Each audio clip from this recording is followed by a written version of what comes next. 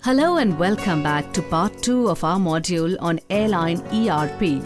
Let us first look at the airline ERP in the case of an accident. The airline's response to an accident is clearly defined in 3 stages. Stage 1, which is 0 to 4 hours. Stage 2, which lasts from about 5 hours to 10 days.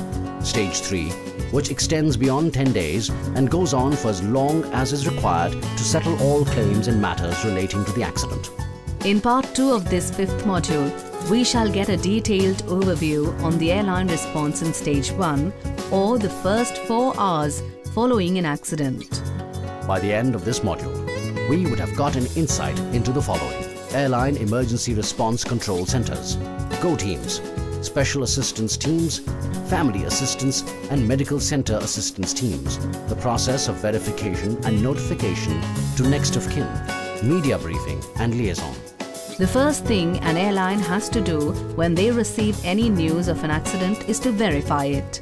Once it has been verified, the next step is to activate the emergency response centers. At the headquarters, Local Emergency Command Center, on-site Origin and Destination Liaison Center, the airline then activates the following teams: GO team, Special Assistance team, Family Assistance team. Let us first look at the various command centers that are set up by the airline.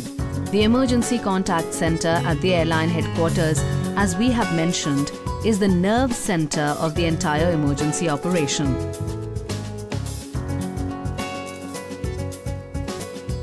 The airline immediately opens a local emergency command center at the station where the accident has taken place. This center has a first-hand account of what is happening and can communicate the same to headquarters.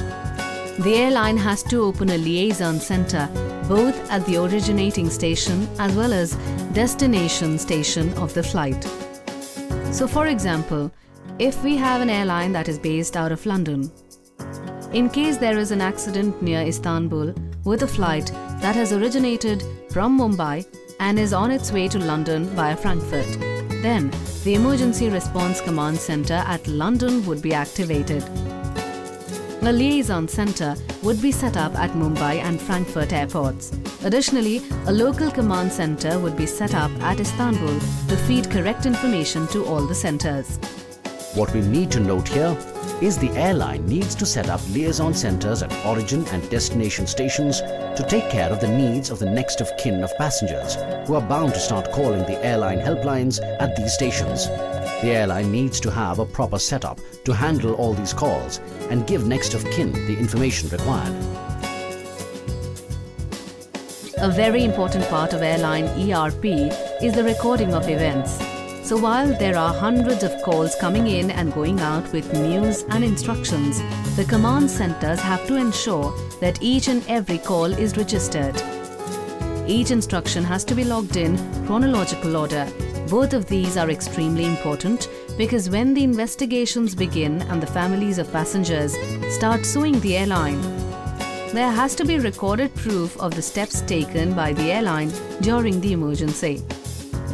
With the activation of the Emergency Response Command Centers, the next step is for the airline to nominate staff at the accident station at the following locations: Airport Emergency Center, On-Site Command Center, Family and Relatives Reception Center, Hospital. The Airport Emergency Center is set up to deal with phone calls and to coordinate the operations of ERP. Separate centers are set up at the airport for the families and relatives of the passengers. This is required so that next of kin who are already traumatized can be given a separate area and dealt with in a compassionate manner, away from the crowds at the airport terminal. It is also important to keep the families separate from media persons to avoid unnecessary speculation and adverse publicity. An on-site emergency center is required with personnel to give first-hand reports to the command center. Trained staff is also deployed to the medical centers and hospitals that will be receiving the injured. The staff guides injured passengers, assists the completion of any hospital paperwork and makes the process as easy as possible for the injured. The airline now has to start the process of notification to the families of passengers. The first step in this is the process of verification of the passenger manifest. You know, Professor, this seems like it should be a relatively easy task, especially since all tickets carry the passenger name. However, the reality is very different, is it not, Professor? That is right.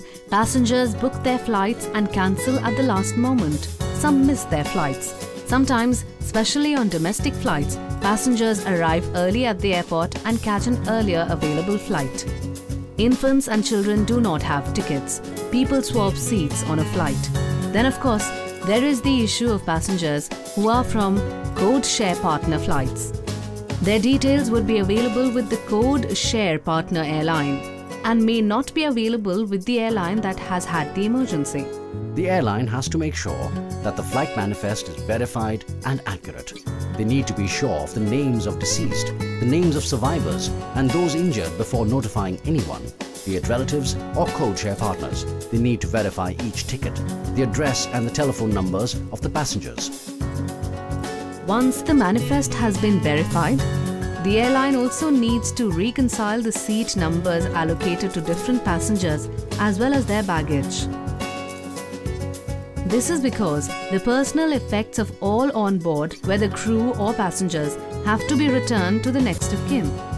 To avoid the trauma of asking families and relatives to identify bags from among a number, the airline needs to locate and segregate baggage and personal effects in order to minimize trauma. Within 2 hours of the emergency being verified, a team of people, known as the GO team, leave for the emergency site. This team typically consisting of anywhere from 20 to 50 people. This team has the financial authority to incur expenses where required and has all the necessary forms and paperwork that are required to be completed in an emergency.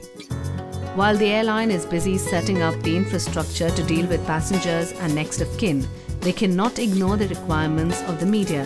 A special media relations team prepares for a press release. Very often, at such an early stage after an accident, they may have no information that can be shared. So what does the airline do, Professor? Well, Professor, as we have mentioned earlier, it is important to engage with the media and keep them in the loop. Let us take a look at an example of an initial press release.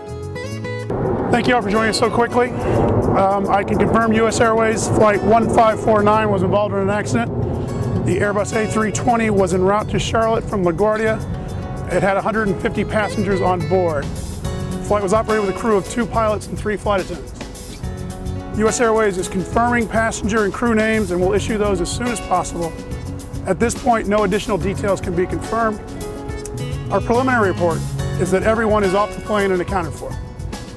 We've activated our U.S. Airways care team of specially trained employee volunteers to assist those affected by this accident. Individuals who believe they may have family members on board Flight 1549 may call U.S. Airways at 1-800-679-8215 within the United States. The number can be reached toll-free from international locations through AT&T's USA Direct. To contact an AT&T operator, please visit www.usa.att.com/traveler for USA Direct access codes. Others are asked please not to call this number so the lines can be kept available for those who truly need them. It's premature to speculate about the cause of this accident. Out of respect for those affected, we would ask that you also resist the temptation to speculate. The National Transportation Safety Board will conduct a thorough investigation to determine the probable cause with our complete support and the support of many others. Further, we are working with and will continue to cooperate fully with the NTSB, local, state, and national authorities, and answers will emerge during the course of that investigation. Right now, we're working to care for those who have been touched by this accident. Members of our airline family will come together with these families to help however we can. I'm on my way to New York shortly. In closing, safety is, has been, and forever will be our foremost priority at U.S. Airways. All of us at U.S. Airways are committed to determining the cause of this event and to assisting in every way possible in preventing a similar occurrence. U.S. Airways will continue to release information as it becomes available. Please monitor usairways.com for the latest information. Thank you. Thank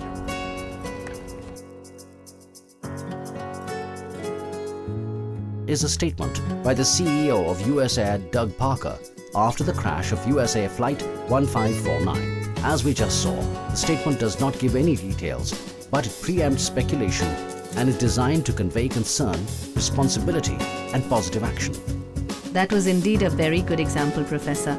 And with this, we come to an end to part 2 of our module on airline ERP, where we have got an insight into the airline emergency response in the first 4 hours following an accident. We shall be back with the third and final part of this module, where we shall examine airline ERP from hour 5 till all matters relating to the accident have been closed. Thank you.